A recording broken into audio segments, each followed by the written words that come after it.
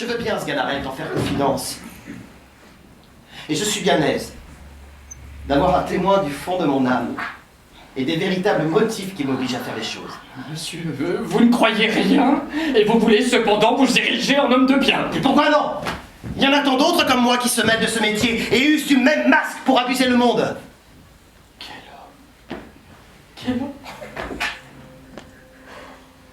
Il n'y a plus de honte maintenant à cela. L'hypocrisie est un vice à la mode. Et tous les vices à la mode passent pour vertu. Le personnage d'homme de bien est le meilleur de tous les personnages qu'on puisse jouer aujourd'hui.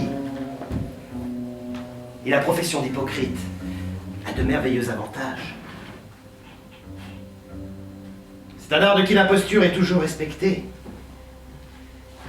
Et quoi qu'on la découvre, on n'ose rien dire contre elle.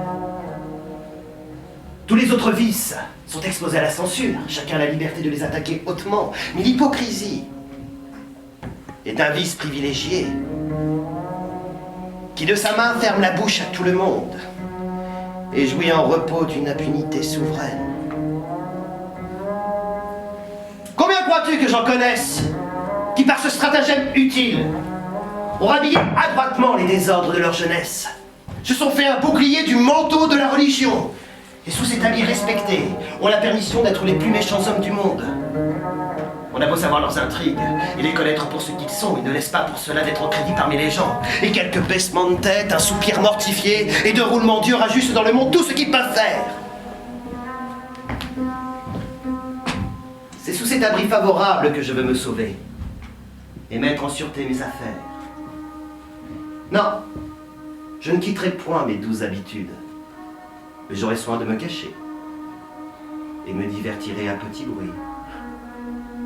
Que si je viens être découvert, je verrai sans me remuer prendre tous mes intérêts à la cabale, et je serai défendu par elle, envers et contre tous. Enfin, c'est là le vrai moyen de faire impunément tout ce que je voudrais faire.